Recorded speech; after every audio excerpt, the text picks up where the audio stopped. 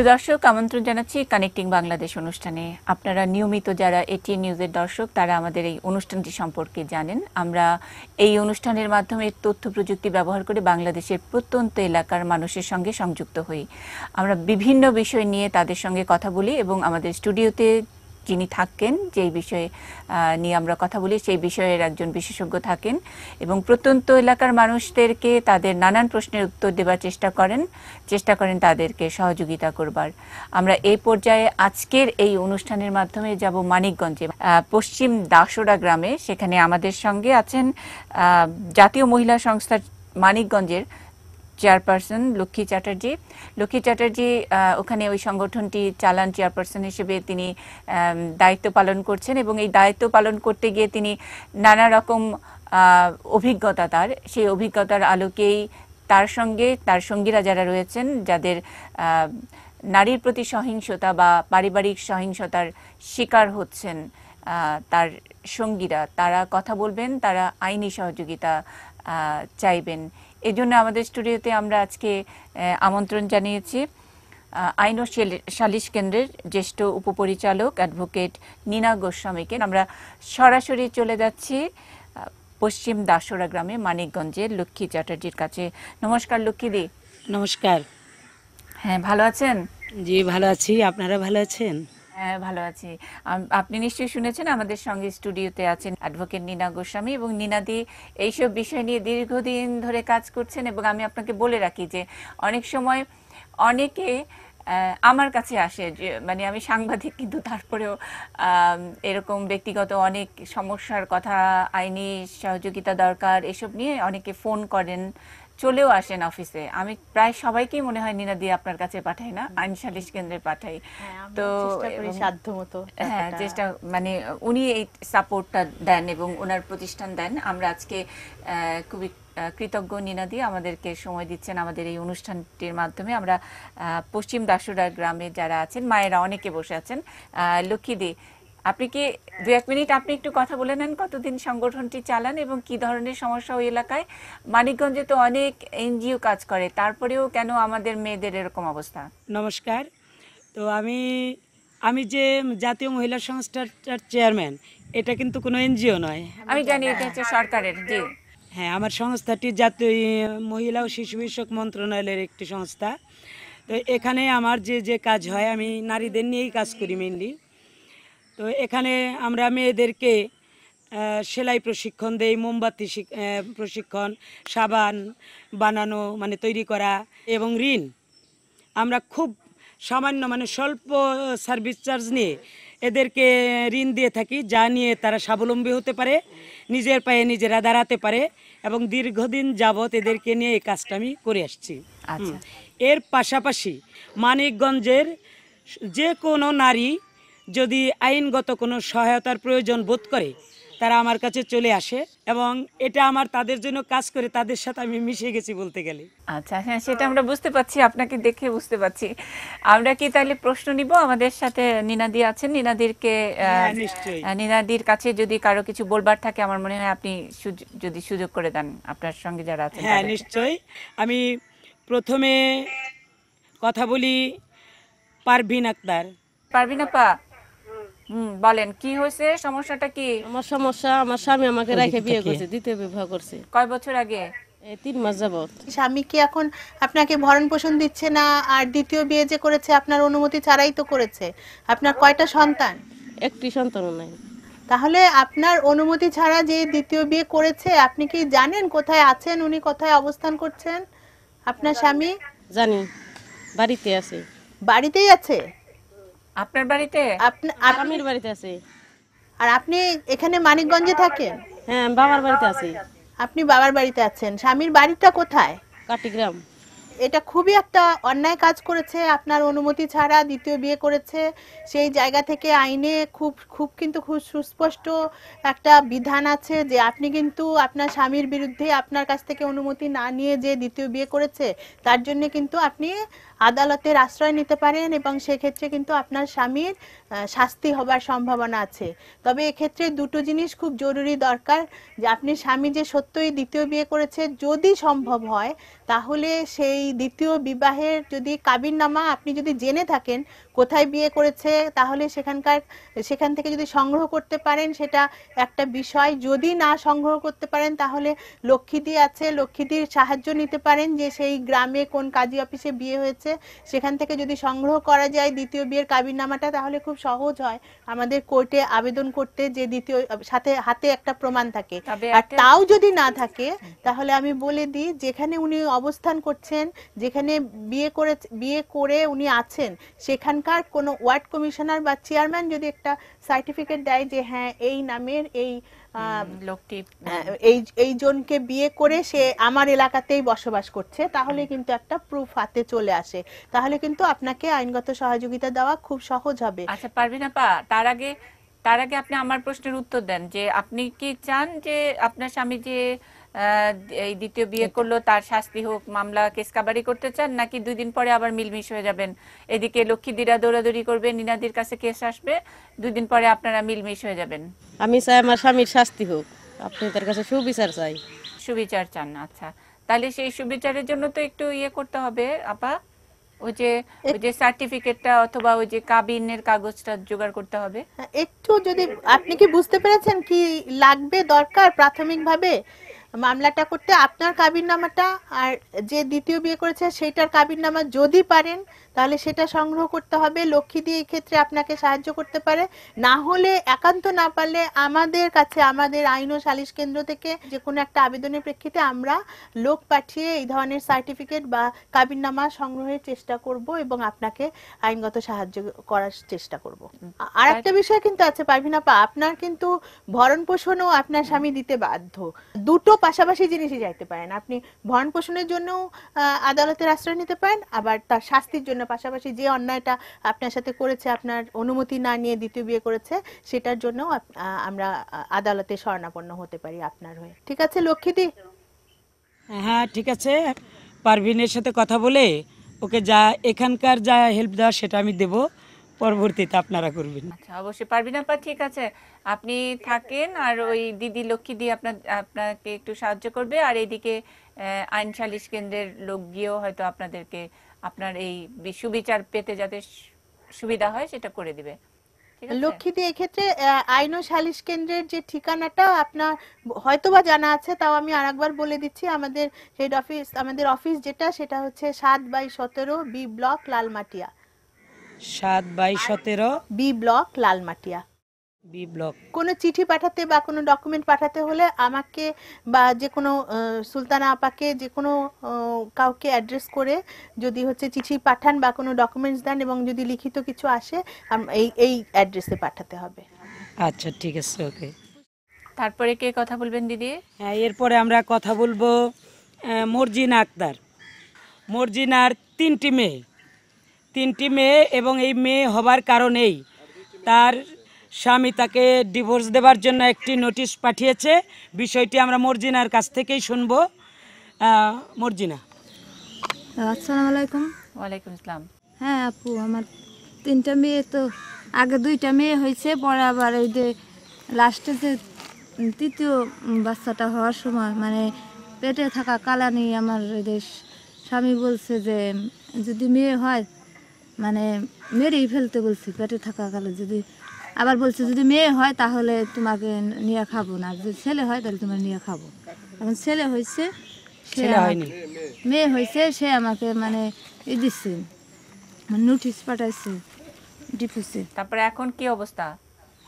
এখন অবস্থা শুনতেছি সে নাকি আরেকটা বিয়ে করছে, এখন আমার ভরণ পোষণ করে না, মানে গ্রাম্যভাবে 2বার মানে সালিশি হচ্ছে, গ্রামে অনেক চেয়ারম্যান নিয়ে সে করছে যে সেগুলা মানে না, তার মুখের কথায় সে আরেকটা বিয়ে করছে, মানে সে বলে কি সেই তার বিয়ের নাকি কাবিনেরই 5 লক্ষ টাকা কাবিন, আর সে বলে কি যেন 5 লক্ষ টাকার জন্য সে তাকে করবে না, তাকে ছাড়বে না। হ্যাঁ। আচ্ছা, স্বামীর পুরা বিস্তারিত বলে দেন। আমার স্বামীর নাম হাবিবুর রহমান বাদশা, মানে ব্যবসা করে, যে মুদির দোকান, তেলের পাম্প, তারপরে মানে চাল ডাল এরকম সব ধরনের মানে 3-4 ধরনের মানে ওখানে জামসাতেই তার মুদির দোকান? দক্ষিণ জামসা। দক্ষিণ জামসাতে। হ্যাঁ। আচ্ছা, আর আপনার যে আর 2টা বাচ্চা যে আছে, আর 2টা মেয়ে আছে, কত বয়স? ওরা কি স্কুলে যায়? হ্যাঁ, এখানেই আসছে, মানে বড় মেয়ের বয়স 12 বছর, আর মেজো মেয়ের বয়স হলো 4 বছর, আর ছোট মেয়ের হলো 5 মাস। এই যে নোটিশটা পাঠিয়েছে, তার আগে বিয়ে করেছে না তারপরে বিয়ে করেছে, নাকি নোটিশ পাঠানোর সাথে সাথেই বিয়ে করেছে? নোটিশ পাঠানোর সাথে সাথেই মনে হয় বিয়ে করেছে, মনে হয় নোটিশ দেখায় তারপরে তার বিয়ে করছে। আপনার সাথে কি আপনার স্বামীর কোনো ছবি আছে আপনার কাছে? আমার স্বামীর ছবি আমার সাথে এখন নেই, মানে ওই যে যে নোটিশটা দিচ্ছে ওইটার ভিতরে মানে একটা তারই হাফ ছবি আছে। না, আপনার কাছে যদি আপনার স্বামীর ছবি থাকতো একটু দেখতাম, কারণ এরকম মেয়ে হওয়ার কারণে মেয়ে হওয়ার কারণে যে লোক আসলে তার স্ত্রীকে যে হ্যাঁ ছবি আছে, মানে ওই দেশে এর ভিতর মানে হাফ ছবি যদি নিতে চান তাহলে না, নিতে পারেন। তাছাড়া ছবি নেই তোমার? হাফ ছবিটা দেখান একটু আমাদের, দেখি আমাদের বাংলাদেশে সব মানুষ দেখুক এরকম লোককে। মর্জিনার আরো 2টো মেয়ে এই যে আমার পাশে, আচ্ছা, এই 2জন, আর ছোটটি তো যে কোলে ছিল। মর্জিনা, আপনার বিয়ের কাবিন আছে? হ্যাঁ, কাবিন আছে, কাবিনের কাগজও আমি নিয়ে এসেছি। বলতে পারেন আপনার কাবিনে কত টাকা ছিল, মোহরানা কত ধার্য হয়েছিল আপনার? মানে আমার বিয়ে তো হয়েছে 12-13 বছর আগে, তখন মানে 1 লক্ষ টাকা মানে দিন মহারণা ছিল। তাহলে একটু বলি মর্জিনা, এখন যে কাজটা আপনার হাজবেন্ড করেছে, এটা তো মানে এটা তো ভাষায় বলা যায় না, এবং কোনোভাবেই এটার যে শাস্তিই দেন না কেন এটার কোনো হচ্ছে আমার কাছে মনে হবে যে এটা বোধহয় উপযুক্ত না, যত বড় শাস্তিই দেন। কিন্তু তারপরেও বলে রাখি যে এই জাতীয় কারণে তালাক দেবার জন্য আমাদের দেশে কোনো ধরনের শাস্তির এখন পর্যন্ত কোনো বিধান নাই। এখন আমি একটা জিনিস দেখে খুব বেশি মানে বুঝতে পারছি না, সেটা হচ্ছে যে সে যে দ্বিতীয় বিয়ে করেছে, সেটা হলো নিয়ম হলো আইনে ডিভোর্সটা করার পর 90 দিন তাকে অপেক্ষা করতে হবে। এই 90 দিনের মধ্যে এলাকার যে চেয়ারম্যান, উনি হচ্ছে চেষ্টা করবেন দুজনকে আবার মিলমিশ করানোর জন্য। সেই প্রক্রিয়া উনি যদি চেয়ারম্যানকে নোটিশ না দিয়ে থাকেন, এই ধরনের প্রক্রিয়াকে বাদ রেখে যদি উনি দ্বিতীয় বিয়ে করে থাকেন, তাহলে উনার বিরুদ্ধে যে কোনো ফৌজদারি মামলা করা যেতে পারে চেয়ারম্যানকে নোটিশ না দেবার কারণে। তারপরে 90 দিন অতিবাহিত হবার পূর্বে দ্বিতীয় বিয়ে করার কারণে এই জাতীয় জিনিসগুলো করা যেতে পারে। তার পাশাপাশি যেটা করা যেতে পারে সেটা হচ্ছে আপনার মোহরানা যেটা আছে ধার্য, সেটা তো করা যেতেই পারে। তারপরেও যদি আদালত মনে করে যে না, এর চাইতেও বেশি আপনার প্রাপ্য, 12 বছর আগে একটা নির্ধারণ করলেই সেইখানেই যে থাকতে হবে তার কোনো বিষয় নাই। আপনাকে কতদিন ধরা সে হলো আপনাকে এবং আপনার সন্তানদের ভরণ পোষণ দিচ্ছে না, পিছনে 6 বছর পর্যন্ত আদালতের কাছে চাওয়া যেতে পারে যে আমাকে পিছনে 6 বছর পর্যন্ত ভরণ পোষণ না দিলে সেটা আদালতের কাছে চাওয়া যেতে পারে, সেই পিছনেরটা সহই আদালত তাকে দিতে বাধ্য করতে পারে। আর এই বাচ্চাদের ভবিষ্যতের যত বড়ই হোক না কেন, ওদেরকে পড়াশোনা শেখানো, বিয়ে পর্যন্ত মেয়ে বাচ্চাদের সন্তানদের ভরণ পোষণের দায়িত্ব তার বাবার। আপনার সাথে যদিও তালাক দিয়ে এই সম্পর্কটা ছিন্ন করা যেতে পারে, আইনে একটা বিধান আছে, কিন্তু সন্তানদের দায়িত্ব একেবারে নিতে হবে বিয়ে পর্যন্ত। এইটা আপনি নিশ্চিত থাকেন, যেভাবে হোক সেইভাবে আমরা সাহায্য করতে পারবো। আচ্ছা, ঠিক আছে মর্জিনা আপা, আপনার জন্য যেটা দিদি বললেন যে ওই লক্ষ্মীদির সঙ্গেই আপনি যোগাযোগ করবেন এবং নিনাদির সঙ্গে লক্ষ্মীদি যোগাযোগ করায়, যেভাবে আপনার যে অধিকার আদায় করা, যে বাচ্চাদের পড়াশোনার খরচ ইত্যাদি, এবং সে তো নিশ্চয়ই অন্যায় করেছে, সেটার জন্য যদি আপনি কোনো আদালতের দ্বারস্থ হতে চান, নিশ্চয়ই ব্যবস্থা করে দিবেন, নিনাদি ব্যবস্থা করে দিবেন। হ্যাঁ, ঠিক আছে, আর কিছু বলবেন? আমি আপনাদের কাছে সাহায্য চাই, মানে এর মানে সঠিক বিচার চাই, মানে কোন কারণে মানে বাচ্চা হওয়ার জন্য যে এরকম করবো 3টা। আচ্ছা, এটা খুবই খুবই অন্যায়, সেটা খুবই অন্যায়। আপনার বড় মেয়েটার সাথে কি একটু কথা বলবো? একটু ওকে একটু হ্যাঁ, বলেন। আসসালামু আলাইকুম। ওয়ালাইকুম সালাম। বলো। ভালো আছেন? হ্যাঁ, ভালো আছি। কি নাম মা তোমার? এত সুন্দর দেখতে। লাবণ্য আক্তার। লাবণ্য। লাবণ্য আক্তার। কোন ক্লাস? 5-এ। ক্লাস 5-এ না? কোন স্কুল? জামসা। জামশা কি সাইকেল চালাও? না, তোমাদের স্কুলে সাইকেল চালায় না সব মেয়েরা? হাই স্কুলে সব মেয়েরা এই সাইকেল চালায়। তোমার স্কুলে নাকি জামশার কোন স্কুলে? আমরা একটা নিউজ করলাম যে অনেক হ্যাঁ, মেয়েরা ওই সাইকেল জামচা স্কুলেই ও প্রাইমারি সেকশনে, হাই সেকশনের মেয়েরা চালায় সেটা বলছি। চালায় স্কুলে। আচ্ছা আচ্ছা আচ্ছা আচ্ছা, কি হবা মা বড় হয়ে? বড় হয়ে কি হতে চাও? কি করতে চাও বড় হয়ে? নাকি বিয়ে দিয়ে দিব আমরা? ডাক্তার হইতে চাই, তারপর বড় বড় জিনিস হইতে চাই। আচ্ছা ঠিক আছে, ভালো করে পড়াশোনা করো। মর্জিনার যেটা কথা আর কি, সর্বশেষ মর্জিনা যেটা বলেছে যে মর্জিনা এটা চায় যে তার মেয়েরা তার বাবা মার দুজনের সঙ্গে বসবাস করবে, একসঙ্গে থাকবে। দেখা যাক আমরা কি করতে পারি। আচ্ছা আচ্ছা ঠিক আছে, নিনাদি তো আছেনই, আপনি একটু যোগাযোগ করবেন মর্জিনার পক্ষ হয়ে। চেষ্টা করা যাক, বাচ্চারা যেরকম চায় না, দুই বাবা মা দুজনকেই চায়। বাবা মার সবার সাথে আমি থাকতে চাই। বাবা মা দুজনের সঙ্গেই থাকতে চান নিশ্চয়ই নিনাদি। আমার মনে হয় যে একটু বলি, একটু লাবণ্য একটু বলি যে সব সময়ের জন্যই কিন্তু চেষ্টা করা হয়, বা বাচ্চাদের কিন্তু একটা চাওয়া থাকেই যে হলো মা বাবা দুজনের সাথেই থাকা। কিন্তু তোমার বাবাকে তো তোমরাই ভালো জানো যে মেয়ে হবার কারণে তোমার বাবা তোমার মাকে তালাক দিয়েছে। তোমার বাবাকে কোনোদিন এখান থেকে যে কোনো সময় যদি মনে হয় যে, আমি জানি না কতদিন হয়েছে তালাকের, 90 দিন হয়ে গেছে কিনা, যে কোনো সময় যদি তোমার বাবা মনে করে যে আমি আবার আমি সংসার করব, আবার কিন্তু তারা কিন্তু বিয়ে করতে পারে। এখানে যদি 90 দিন পারও হয়ে যায় তাতেও কিন্তু আইনে কিন্তু কোনো বাধা নাই। অনেকে মনে করে যে 90 দিন হয়ে গেলে বোধহয় রিইউনিয়ন হবেই না, এটা কিন্তু আবার বিয়ে করার বিধান আছে, বিয়ে করতে পারবে, তাহলেই একসাথে থাকতে পারবে। এখন যদি তোমার বাবার সেই শুভ বুদ্ধি কোনো দিন উদয় হয়, আমরা সেই আশায় থাকবো, কিন্তু আইনে তো কাউকে জোর করে একটা কিছু করানোতে তো বাধ্য করা যায় না। বুঝতে পেরেছো লাবণ্য? শুনতে পারছি। আমরা এখন পরের জন কে কথা বলবে দিদি? হ্যাঁ, ডলি আক্তার। ওর বিষয়টা হচ্ছে একটা ছেলের সঙ্গে ওর সম্পর্ক ছিল, এক পর্যায়ে সে বিয়ে করবে বলে ওর সঙ্গে তার শারীরিক সম্পর্কও হয়, এবং বর্তমানে সে প্রেগনেন্ট। ওর সমস্যাটা এখন ও আপনাদের কাছে বলবে। এখন ও সম্ভবত 7 মাসের সন্তান সম্ভব, তাই তো? হ্যাঁ, ডলি আক্তার কথা বলবে। আসসালামু আলাইকুম। ওয়ালাইকুম আমার সালাম। নাম ডলি আক্তার। আমি একটা ছেলের সাথে প্রেম হওয়ার পর মেলামেশা হয়, তখন আমার পেটে সন্তান আসার পরে সে তাকে জানার পরে অন্য একটা মেয়েকে বিয়ে করে। পরে আমি জানি না সে বিয়ে করছে, কয়েকদিন পর শোনার পরে আমি বলার পর তারপরে দেশের চেয়ারম্যান মেম্বার নিয়ে বসছিল। ছেলে একদিন হাজির হয়েছে আর একদিনও হাজির হয়নি, 7 দিন বসছে এক এক করে। 7 দিন বসার পরে হাজির হয় না, পরে চেয়ারম্যান বলছে যার পথ দেখো। আমরা কোর্টে আসি মামলা করার জন্যে, এরা হুমকি দেয়, বড় লোক তো টাকা পয়সা দিয়ে থামায়। তোমার কাছে আমার একটা প্রশ্ন, সেটা হচ্ছে যে তুমি এই যে তোমার সাথে যে শারীরিক সম্পর্ক হলো, এখানে তো একটা দুজনের বিষয় ছিল যে তোমাকে একটা তো আশ্বাস দিয়েছিল, তুমি কি বুঝেছিলে যে তোমাকে একটা বলা যে না কোরআন শরীফ ছুঁয়ে যে আমি তোমার হাজব্যান্ড, এরকম কিছু বলেছিল? অথবা বলেছে যে আমরা যেভাবে এই ধরনের শারীরিক সম্পর্কে যাচ্ছি, যে এটা আমি তোমার আল্লাহর কাছে কবুল করে বলছি যে আমি তোমার স্বামী, এই ধরনের কিছু হয়েছিল? কোনো একটা আশ্বাসের প্রেক্ষিতে তোমাদের মধ্যে শারীরিক সম্পর্কটা হয়েছিল?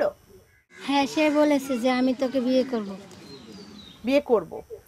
আচ্ছা, এই যে বিয়ের আশ্বাস দিয়ে যদি শারীরিক সম্পর্ক হয়, এটার জন্য কিন্তু খুব সুস্পষ্ট এবং খুব ভালো আমাদের দেশে আইন আছে। আদালতে মামলা করেছো? হ্যাঁ, মামলা করেছি, সেইখান থেকে কোনো কিছু হয় না, ওকে ধরতে যায় না, ওই এখন পলাতক। ও যেটা আমাদের কাছে বলেছে যে ওইখানকার প্রভাবশালী লোকেরা তাদের প্রভাব ফেলে ওকে ডিস্টার্ব করছে আর কি, যাতে ও মামলাটা ঠিকঠাক পরিচালনা না করতে পারে। থানায়ও তারা ম্যানেজ করার চেষ্টা করছে। এটা আমরা জানার পরে জাতীয় মহিলা সংস্থা ওরা আসে। এখন বিষয়টা আমরা একটু দেখার চেষ্টা করছি, কয়েকদিন আগেও এসেছে। আচ্ছা লক্ষ্মীদি, একটুখানি আমার একটু জানার বিষয় আছে যে আদালত থেকে কি যার মানে আসামির বিরুদ্ধে কি কোনো ওয়ারেন্ট ইস্যু হয়েছে, না থানাকে বলেছে সরাসরি এই মামলাটাকে এফআইআর হিসাবে নেবার জন্য, এবং থানা এফআইআর হিসাবে গ্রহণ করলেই কিন্তু মানে অটোমেটিকলি এটা হচ্ছে কগনাইজেবল অফেন্স হয়ে যাবে এবং সাথে সাথে আসামি ধরার কথা। তো সেই ক্ষেত্রটা যদি একটুখানি আপনারা যোগাযোগ করে কাগজপত্রটা যতটুকু আছে ততটুকু কালেক্ট করে যদি আমাদেরকে ইনফরমেশন দেন, তাহলে আমরা থানাতেও কথা বলতে পারবো। এটা প্রাথমিক তদন্ত হয়েছে নিনাদি, হ্যাঁ শুধু একটা প্রাথমিক তদন্ত হয়েছে, কোনো আসামিকে ধরে নাই। তো পরশু ওরা আমার কাছে আসার পরে আমি নিজেই ওসির সঙ্গে কথা বলেছি ওই থানায়, হরিরামপুর থানায় আর কি মামলাটা। তখন আমি বলেছি যে বিষয়টা আমাদের কাছে এসেছে, কাজে এটা আপনারা কত দূর কি করেছেন, বলে আমরা আসামি ধরার চেষ্টা করছি। হ্যাঁ, আমি বললাম যে চেষ্টা না, আসামিটা আপনারা ধরেন এবং এটা ধরতেই হবে। যদি মানে খুব তাড়াতাড়ি কিছু না হয় তাহলে এসপির কাছে বলা, এই জিনিসগুলো তো নিশ্চয়ই আপনারা অনেক দিন থেকে কাজ করছেন, জানেন। যদি কোনো ধরনের কোনো সাহায্য লাগে তাহলে তো আপনার তো জানাই আছে যে আমরা করতে পারবো। আচ্ছা, আমার নিনাদি, এই ডলির এই ঘটনাটার প্রেক্ষিতে আমার একটা প্রশ্ন, যে এইরকম কথা কিন্তু আমরা হরহামেশাই শুনি। কথা মানে হলো যে অভিযোগ, এবং ডলির মতো অনেক মেয়েরা, মানে ডলি তো তাও খুব সাহস করে ক্যামেরার সামনে আসতেন, আপনার সাথে কথা বললেন। এখন ডলিকে এখন শুধু মানিকগঞ্জ কেন, সব বাংলাদেশের সব এলাকার মানুষরা দেখছেন, কিন্তু অনেকে আছেন যে শুধু ফোনেই এই ধরনের অভিযোগগুলো করেন এবং কান্নাকাটি করেন, কিছু করার থাকে না। মানে আমি বলছি যে আমি তো সাংবাদিক, আমি তো নিশ্চয়ই জানবো না যে ওদের কি ধরনের এভিডেন্স দরকার, কিভাবে আপনাদের কাছে গেলে সাপোর্টিং কাগজপত্র কি লাগে। এবং এটা হরহামেশা হচ্ছে যে বিয়ের প্রতিশ্রুতি দেয়, তারপরে একটা শারীরিক সম্পর্ক এই পর্যন্ত গড়ায় এবং তারপরে বিট্রে করে চলে যায়। এদেরকে আইনগতভাবে ধরার জন্য মেয়েরা কিভাবে একটু সাবধান হবে আর কি? একটা তো হলো যে আমি বলবো যে দৈহিক সম্পর্ক করার আগেই সাবধান হওয়া উচিত, এটা হচ্ছে প্রথমত। হ্যাঁ, অবশ্যই। যে আর দ্বিতীয়ত যদি কখনো এই ধরনের ঘটনা ঘটেই যায়, কারণ সব সন্তান সম্ভাবনা হলে পারে সকল দায়ভার নারীর উপর এসে পড়ে। অপর পক্ষ থেকে যখন এটা মানে তার সন্তান না এই ধরনের ইয়ে আসে, তখনই কিন্তু একজন নারী চায় যে একটা কিছু করতে, তার আগ পর্যন্ত চেষ্টা করে যায় যে কোনোভাবে পরবর্তীতে হলেও বিয়েটা যদি করে। তো অনেক ক্ষেত্রেই দেখা যায় যেটা করে না, মানে অনেক সময় কাগজপত্র থাকে না, কিন্তু ধরেন যে কোরআন সাক্ষী রেখে বিয়ে বা ইত্যাদি, মসজিদে গিয়ে বিয়ে বা দরগায় গিয়ে বিয়ে ইত্যাদি, এই ধরনের কেসও কিন্তু আসে। মানে যে তাদেরকে একটা ইমোশনাল, আমি বলছি যে ইমোশনালি ব্ল্যাকমেইল করা, এবং বললে আমরা তো দরগায় গিয়ে বিয়ে করেছি, সুতরাং আমরা তো। কিন্তু আইনে কিন্তু অন্যভাবে দেখা হচ্ছে যে বিয়ে করার আগে যদি এইভাবে দৈহিক সম্পর্ক হয় তাহলে কিন্তু সেটাকে নারী শিশু নির্যাতন দমন আইনে বলা হচ্ছে যে এটা হচ্ছে এই আইনের আওতায় একটা অপরাধ। তো সেখানে গিয়ে মামলা করতে পারবে, এটা তো সরাসরি থানায় গিয়ে করতে পারে। ও যেহেতু কোর্টে গিয়েছে, হয়তোবা থানা প্রাথমিক অবস্থায় অনেক সময় নিতে চায় না, বা অনেকে মনে করে কোর্টে গেলে ভালো। যেটা হয়েছে সেটা একটা ইনফরমেশন যে থানাতে গিয়ে কিন্তু এই মামলাটা করতে পারবে এটা যে কেউ। আর একটা হলো যে এখান থেকে প্রথমেই কিন্তু কোনো নারীর বুঝে যাওয়ার কথা যে প্রাথমিক অবস্থাতেই তার সন্তানের দায় নিচ্ছে না, সে কিন্তু কখনোই এই মামলা করে কিন্তু বিয়েতে কোনো সুফল নিয়ে আসে না। এবং নারী ও শিশু নির্যাতন দমন আইনের সব সেকশনগুলোই কিন্তু আপোষযোগ্য নয়। এখানে আইনে কিন্তু সুস্পষ্ট বাধা আছে যে আপোষ করলে পারে, কিন্তু অনেকে মনে করে যে মামলাটা করলাম তাহলে বোধহয় বিয়ে করবে, কিন্তু আমাদের এক্সপিরিয়েন্স বলে যে যতগুলো মামলা এই ধরনের হয়েছে, হ্যাঁ, তাৎক্ষণিকভাবে মামলাটা তুলে নেবার জন্য, শাস্তি থেকে রেহাই পাবার জন্য বিয়েটা হয়তো বা করে, বিয়ে করে পরের দিনও তালাক দেয়। কারণ এখানে তো কোনো মানসিক ইয়েটা নিজেদের মধ্যে বলতে চাই যে প্রিকশনটা কি, মানে সেটা প্রিকশন অবশ্যই আমি তো প্রথমেই সেটা তো একটা, আর দ্বিতীয়ত হলে এটা তো নৈতিকতা বিরোধী, মানে যে আমরা নৈতিকতা বলতে একেবারে চাই না, না, অফ কোর্স, মানে এটা তো কোনো কিছুতেই অ্যালাউ কিন্তু করে না। এটা তো অন্যায়, এটা নারীর প্রতি করা তো অন্যায়, তাকে তো তার সরলতার সুযোগ নেওয়া হচ্ছে। তো সেখানে প্রিকশন হিসেবে একটা ওইটা, কিন্তু আরেকটা হচ্ছে যে কোনোভাবেই বিয়ের আগে শারীরিক সম্পর্কে না যাওয়া। এটা যদি বিয়ে হয় তো বিয়ে, আর যদি বিয়ে ছাড়া হয় তাহলে কিন্তু এটাকে কিন্তু আইনের ভাষায় ধর্ষণ বলা হচ্ছে। যে বিয়ের প্রলোভন দেখে তার সাথে দৈহিক সম্পর্ক, এটা কিন্তু ওই একই সেকশনের পর আসে, মানে ধর্ষণের যে সেকশনগুলো তার মধ্যে যদিও এখানে সম্মতি থাকে, কিন্তু এক ধরনের তাকে প্রতারণামূলকভাবেই এইভাবে তার প্রতি নির্যাতনটা চাপিয়ে দেওয়া হচ্ছে, দায়ভারটা চাপিয়ে দেওয়া হচ্ছে। যে নারীর প্রতি এই অবিচারগুলো করা হচ্ছে তারা যেন তখনই মনে করে যে না, যে আমি যে ভুল একবার করেছি তার সাথে আমি আর বিয়েতে বসা উচিত না, কারণ বিয়েতে বসলেও এখানে কোনোদিনই সংসার হয় না। এই সন্তানের অনেক এই ধরনের মামলাতে এমনও হয়েছে যে সন্তানের মানে খরচ রাষ্ট্রকে বহন করতে হচ্ছে, এটা আইনে বলা আছে। আমাদের অনেকগুলো মামলা আছে যে ক্ষেত্রে আমি দলিকেও বলে দিচ্ছি, এমনও হতে পারে যে মামলায় গিয়ে হচ্ছে যার প্রতি যে আসামি এই মামলায় সে কিন্তু সন্তানকে পুরোপুরিভাবে অস্বীকার করতে পারে, সেক্ষেত্রে কিন্তু ডিএনএ টেস্ট করতে হয় এবং ডিএনএ টেস্ট করে তারপরে প্রুফ করতে হয়। ডলি, ছবি আছে নাকি অভিযুক্ত যার বিরুদ্ধে আপনি অভিযোগটা নিয়ে আসলেন তার কোনো ফটো আছে আপনার কাছে? আছে। নিয়ে আসছেন সাথে করে? হ্যাঁ। কি কাজ করে, নাম কি? শরীফুল ইসলাম সেন্টু। কি কাজ করে? এমনি কিছু করে না, এখন বাড়িতেই থাকে। এটা কি মানিকগঞ্জের মধ্যেই লক্ষ্মীতে? হ্যাঁ, মানিকগঞ্জে, হরিরামপুর থানা। আচ্ছা ঠিক আছে, আপনি তো নিশ্চয়ই শুনলেন ডলি, আর দিদির সঙ্গে যোগাযোগ রাখবেন আমাদের লক্ষ্মীদি, আর বাকি যেটুকু করতে হবে সহযোগিতা দিদি নিনাদের কাছ থেকে শুনে বাকিটা আপনাকে বলে দিবেন। হ্যাঁ, তারপরে কে আসবেন?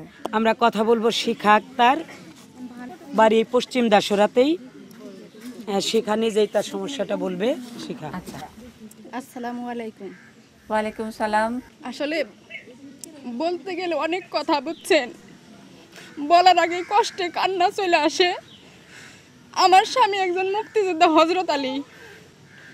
সে 11.5 বছর বিদেশ করে। সে 10 লক্ষ টাকা পাঠায় তার ভাই ভাবির নামে, 10 ভরি সোনা পাঠায়।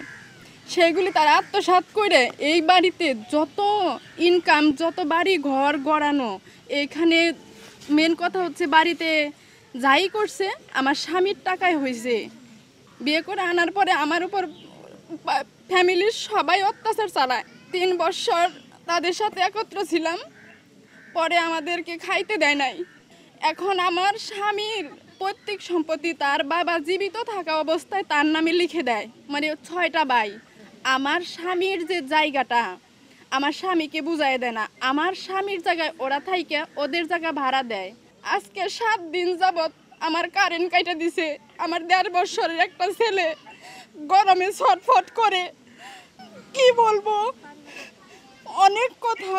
ওরা এত অশালীনভাবে বকাবাজি করে, এগুলি ভাষায় এখন আমি বলতে পারবো না। আচ্ছা, উনি কোথায়? শিখা আপা, আপনার স্বামী কই? আমার স্বামী এখানে উপস্থিত আছে, আমার ছেলেও আছে এখানে উপস্থিত। আচ্ছা, উনি কি করেন আপনার স্বামী এখন? আমার স্বামী বর্তমানে এখন বেকার। আমার স্বামীর 2 টাকা ইনকামও তাদের কাছে। আচ্ছা, কেন এরকম ব্যাপারটা কেন? 2 টাকা ইনকামও তাদের কাছে, মানে সেটা দেশে ছিল সেই টাকা বিদেশ ছিল 11.5 বছর, সব টাকা তাদেরকে দিয়ে দিছে। আমার বিয়ে হয়েছে 5 বছর হয়। তো এই 5 বছর উনি কিছু করে নাই, কাজ করে নাই? এখন সে একটা কাজ করবো সেরকম তার নাই। আপনার শ্বশুর যিনি, তিনি তো সম্পত্তি সব আলাদা আলাদা করে লিখে দিয়েছেন, যার যার নামে লিখে দিছে। হ্যাঁ, আপনারা দখল বুঝে পাননি? এখনো দেয় না, আমাদের জায়গায় থাকে, আমার ঘরে ওরা থাকে, ওদের সাইড ভাড়া দিছে, আমার সাইডে ওরা থাকে। আপনার শ্বশুর জীবিত আছেন? জি না, আমার শ্বশুর জীবিত নাই।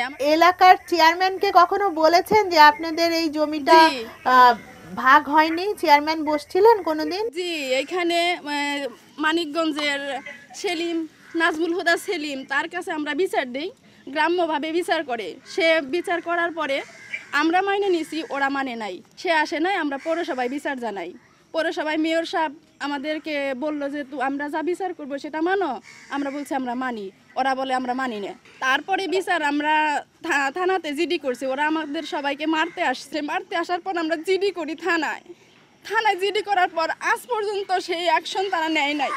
এখন যা কিছুই করতে হবে ওখানে আপনার ভাসুরদের সাথে বসে চেয়ারম্যান বা পৌরসভার চেয়ারম্যান তাদের মাধ্যমেই এটা কিন্তু সমাধান করতে হবে, কারণ এটা আপনাদের একটা একই এলাকার মানে একটা উঠোনের মধ্যে 3-4টা ঘর এরকম টাইপের, তো সেখানে তো নিজেদেরকে বুঝে সেই জিনিসটা করতে হবে। বাইরে থেকে একজন গিয়ে কিন্তু এটা কিছু করতে পারবে না। আপনারা আবার যান পৌরসভা চেয়ারম্যানের কাছে যান, গিয়ে বলেন যে এটা তো হচ্ছে আপনাদের দৈনন্দিন একটা বিষয়, দৈনিকই এটা নিয়ে হচ্ছে লাগালাগি হবে, যেহেতু আপনাদেরটা বুঝাই দেয়নি, আপনারা চাইবেন বুঝে নিতে আর ওরা চাইবে ওটাকে দখল করে রাখতে। এটা খুব একটা জোর জার মুলুকতার, কিন্তু আপনি কিন্তু এটা ছেড়ে দিবেন না, এটাকে নিয়ে আপনি একেবারে শেষ পর্যন্ত দেখে নেবার জন্য এই ব্যবস্থাটা করেন। আর একটা জিনিস হলো যে আপনার হাজবেন্ড যে টাকাগুলো পাঠিয়েছিল, যেগুলো আত্মসাৎ করেছে, সেগুলোর জন্য কোনো ফৌজদারি মামলা করেনি কেন আপনার হাজবেন্ড? আমার স্বামী বলে যে আমি তাদের সাথে বেইমানি করি নাই, কারণ ওরা আমার সাথে বেইমানি করবো না, উনি খুব সোজা, কি বলবো। আপনার স্বামীকেই বলেন একটু স্ট্রং হতে, কারণ তার সন্তান আছে, তার সন্তানদেরকে তো বুঝিয়ে দিয়ে যেতে হবে, তার সন্তানরা কি বড় হচ্ছে, আপনার হাজবেন্ডকেই কমপ্লেন করতে হবে, বারবার পৌরসভার চেয়ারম্যানের কাছে যেতে বলে। আমার মনে হয় উনি যদি আমাদের লক্ষ্মী চ্যাটার্জির সঙ্গে যোগাযোগটা রাখেন, ফলো আপ হিসেবে আপনি একটু পরামর্শ দিতে পারবেন, আদারওয়াইজ তো ৪৮ কেন্দ্র থেকে তো এটা থেকে না করার আর নাই। ওই যে মানে যখনকার হয় এই জাতীয় জিনিসগুলো হয় কি, যখন ঘটে তখনই করে ফেলতে হয়।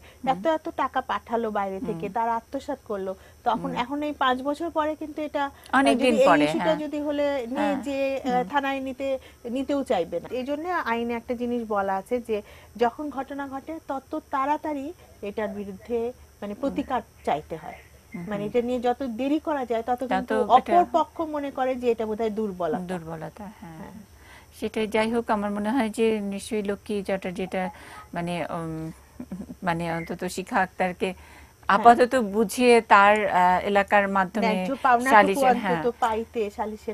সালিশের মাধ্যমে যদি সাহায্য করেন, আর বাকিটা আমি জানি না আইন সালিশ কেন্দ্রের সরাসরি আমরা হচ্ছে ইয়েতে যাই না, যদি এটাতে আদালতে যেতে হয়, কিন্তু যদি সালিশে কোনো ধরনের সহযোগিতা লাগে তাহলে আমরা করতে পারি। কিন্তু তারপরেও আমরা বেস্ট সাজেশন করি, ব্লাস্ট বলে আরেকটা অর্গানাইজেশন আছে, Bangladesh legal aid and services trust, ওরা হচ্ছে জমি জমা সংক্রান্ত মামলাগুলোতেও সাহায্য করে। আচ্ছা, আমরা নিশ্চয়ই লক্ষ্মীদিকে এটা জানিয়ে দেব। আমি দুই পক্ষকে ডেকে চেষ্টা করব কোনো মীমাংসা করা যায় কিনা, যদি না যায় তাহলে আমরা অন্য চিন্তা করবো আর কি। আচ্ছা, অবশ্যই আমরা পরের জনের সঙ্গে কথা বলবো। আমরা তানিয়ার কাছ থেকে একটু শুনি।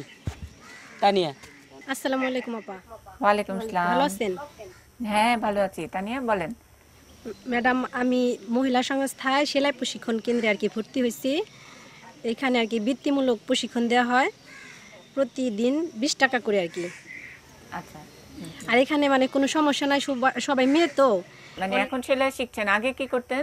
আমি স্টুডেন্ট আর কি, পড়াশোনা করি। পড়াশোনা করেন? ও আচ্ছা, কি পড়েন? আমি অনার্স ফাইনাল ইয়ারে পড়ি। কোন সাবজেক্ট? ইকোনমিক্সে। কোথায় পড়েন? মানিকগঞ্জ দেবেন্দ্র কলেজ। তারপরে কি করার ইচ্ছা তানিয়া? আর কি ম্যাডাম, আর কি ইচ্ছা আর কি ব্যাংকে চাকরি করার যদি হয়। তারপরে হ্যাঁ ম্যাডাম, পাশাপাশি আর কি নিজের আত্মকর্মসংস্থানের জন্য আর কি কাজগুলো শিখতেছি। আমি কম্পিউটারও শিখি সকালে। বাহ, খুবই সুন্দর। বাহ, খুব ভালো। তারপরে কে কথা বলবেন দিদি? হ্যাঁ, এখন আমরা কথা বলবো একজনের সঙ্গে, যে তার কাছে আমরা এটা জানতে চাইবো যে এই যে যা এতক্ষণ ধরে আমরা অনেকের কাছে অনেক সমস্যার কথা শুনলাম, এই বিষয়টা নিয়ে শিউলি কি ভাবছে। শিউলি দিদি নমস্কার। নমস্কার। হ্যাঁ, নিশ্চয়ই আপনারা ভালো আছেন? হ্যাঁ, ভালো আছি। বলেন। হ্যাঁ, আমার নাম শিউলি আক্তার, আমি মানিকগঞ্জ সরকারি দেবেন্দ্র কলেজে বিএ ফাইনাল ইয়ারে পড়াশোনা করি। তো আমরা এইখান থেকে যে সমস্যার কথাগুলি শুনলাম, তো আমি আমার অতিথিকে প্রশ্ন করছি যে এই সমস্যা থেকে আমরা কিভাবে মানে সমাধান পেতে পারি। যে বিশেষ করে নারীদের উপর যে অত্যাচার, আমার সবচেয়ে বেশি কষ্ট লাগছে যে মহিলাটা তিনটা এত ফুটফুটে বাচ্চা, তাকে দেখে কিভাবে তার স্বামী অন্য একটা বিয়ে করতে পারে। খুব ভালো। নিনাদি, আপনার কাছে প্রশ্ন করেছেন যে যে ধরনের প্রবলেমগুলো আলোচনা করলাম সেগুলো থেকে আমরা আসলে মানে অ্যাভয়েড করতে পারি কেমনে? সচেতন হলে পারে নারীরা অনেকগুলো তাদের উপরে যে সহিংসতাগুলো নেমে আসে সেখান থেকে বের হয়ে, মানে আগে থেকে হলো সচেতন হলে পারে এটা কিছুটা কম হয়। দ্বিতীয়ত হলো যে যদি কখনো ঘটেই যায়, সচেতন হলেই তো সবসময় হয় না, অনেক সচেতন নারীর উপরেও কিন্তু অনেক ধরনের সহিংসতা আসে, অনেক শিক্ষিতদের উপরেও কিন্তু অনেক ধরনের সহিংসতা আসে। তো সেটা হলো যে চুপ করে না থাকা, যে নিজে চুপ করে না থেকে এটাকে ঢাকা দেওয়ার যে আমাদের প্রবণতা, যে আমি বোধহয় কথা বললে পারে সমাজে বোধহয় আমাকে একটু অন্য চোখে দেখা হবে, আমি যদি এটা আমার স্বামী বিশেষ করে যাকে সবাই জানতো এখানকার খুব ভালো বলে, তার সম্পর্কে যদি এখন বলি আমার বাবা মায়ের বোধহয় সম্মানটা একটু নষ্ট হয়ে যাবে, অনেকে তাই মনে করে। এই চুপ করে না থেকে যে ধরনের যে অন্যায় আচরণ যে নারীর প্রতি করছে, সেই নারীকে এখান থেকে উচ্চারণ করতে হবে যে আমার প্রতি যে কোনো ধরনের সহিংসতার আমি প্রতিবাদ করবই এবং এটা আমি তার শাস্তি চাইবই। এটা হচ্ছে সবচেয়ে বড়। এই ধরনের যদি নারীদের মধ্যে যদি আত্মবিশ্বাস জন্মে যে আমার প্রতি যে কোনো এতটুকু সহিংসতা হোক না কেন আমি এটার প্রতিবাদ করব, তাহলে কিন্তু অপরপক্ষ যারা সহিংস আচরণ করে তারা কিন্তু অনেক ইয়ে হয়ে যায়, মানে আগেই ভয় পায় যে হলো যে এ কিন্তু সেই ধরনের মেয়ে না যে হলো কিন্তু প্রতিবাদ করবে। এটা কিন্তু একটা বড় বিষয়। অনেকেরই দেখেছি আমরা যদি প্রতিবাদ কিছুটা যদি এই ধরনের প্রতিবাদী কোনো মেয়ে হয় তাহলে কিন্তু তার উপরে মানে সহিংসতার হারটা কিন্তু একটু কম হয়। অনেক ধন্যবাদ দিদি, আপনাকে ধন্যবাদ। অনেক ধন্যবাদ দিদি। আমরা কি শেষ করব? আমার মনে হয় তো মানে কণা বলবে, তার একটা প্রশ্ন আছে নিনাদের কাছে, অ্যাডভোকেট কণা। আচ্ছা দিদি, আদালতে নারী নির্যাতন যে হয় ওটা যে হয় কেস হওয়ার পরে যে তদন্তটা দেওয়া হয়, তদন্ত যখন যায় তখন বিভিন্ন অফিসারের কাছে যায়, তখন তো তারা ঘুষ খেয়ে নির্যাতনের বিরুদ্ধেই দেয়। এটার কি কোনো প্রতিকার দেওয়া যায় না, যে সরাসরি সমন দেওয়া যায় না? কোন মামলাগুলোর কথা বলছেন? নারী নির্যাতনের মামলা? নারী নির্যাতন, যৌতুক, এগুলা তো সাধারণত তদন্ত যায়। তদন্তে গেলে তো দেখা যায় যে ভিকটিমের পক্ষে সেই রিপোর্টটা আসছে না, হয়তো টাকা খায়, হয়তো এদের জন্য চাপের জন্য আসে। আইনে কিন্তু সবার আগে বলা আছে কিন্তু যে একজন নিরীহ লোকও যেন শাস্তি না পায়, এই প্রিকশনটার থেকেই কিন্তু এই যে ধাপগুলো করা হয়েছে, যে এই যে তদন্তের প্রক্রিয়াটা এটা রাখা, কিন্তু যে তদন্ত হয়ে বের হয়ে আসলে পারে একটা কিন্তু খুব দুই পক্ষের কাছে কিন্তু যে একটা তদন্ত হয়েছিল সেই তদন্তের থেকে একটা নিরপেক্ষ রিপোর্ট বের হয়ে আসবে, এইটা কামনা করেই কিন্তু এই স্টেপগুলো রাখা। মানে আমার মনে আর হয় এই যে তদন্ত ছাড়া কিন্তু আর আদালতে উনি বিচার করবেন, উনি তো এলাকায় গিয়ে তো আর তার পক্ষে সম্ভব না এটা তদন্ত করা। এই জন্য কিন্তু পুলিশ তদন্তকারী অফিসার নিয়োগ হয় পুলিশ হিসাবে যে কোনো মামলায়। আর কোনো কোনো যৌতুকের মামলায় কিন্তু এলাকার চেয়ারম্যান অথবা স্কুলের প্রধান শিক্ষককেও কিন্তু অনেক সময় আদালত তদন্ত করার জন্য, নিরপেক্ষ তদন্ত করার জন্য আদেশ দিতে পারে। আমার মনে হয় মানে এটা তো নিশ্চয়ই অ্যাডভোকেট হিসেবে তো উনি জানেন। হ্যাঁ। তারপরে যে বাস্তবতা, সেই বাস্তবতার নিরিখে মনে হয় যে একটা অ্যাসিড দগ্ধ একটা মেয়ের মুখই সবচেয়ে বড় এভিডেন্স, কিন্তু তারপরেও তাকে কিন্তু সেই ডিউ প্রসেসের মধ্যে যেতে হয় এবং অনেক সময় কিন্তু এটা ম্যানিপুলেট করা হয়। যাই হোক, এগুলা অনেক ঘটনা আছে। আমরা আরেকদিন নিশ্চয়ই নিনাদিকে নিয়ে বসবো এবং আমি তো শুরুতেই বলেছিলাম, লক্ষ্মীদি যেটা বলেছেন যে অনেকে এসছেন আবার অনেকে এসে চলে গেছেন, সবার জন্য সুযোগ দেওয়া হয়নি। আমরা আরেকটি অনুষ্ঠান আপনাদের এই অনুষ্ঠানটিতে করব পশ্চিম দাসরা গ্রামে, আমরা আরেকদিন আসবো। অনেক অনেক ধন্যবাদ। আমি বুঝতে পারছি পিছনে ছাতা উঠেছে। ধন্যবাদ মুন্নিদি, বৃষ্টি চলে এসছে, আমরাও শেষ প্রান্তে, সবাই ভালো থাকবেন। অনেক ভালো থাকবেন। অনেক ধন্যবাদ, কৃতজ্ঞতা জানাচ্ছি লক্ষ্মী চ্যাটার্জি আপনার প্রতি যে আপনি অনেকক্ষণ অনেক কষ্ট করে আমাদেরকে সময় দিয়েছেন।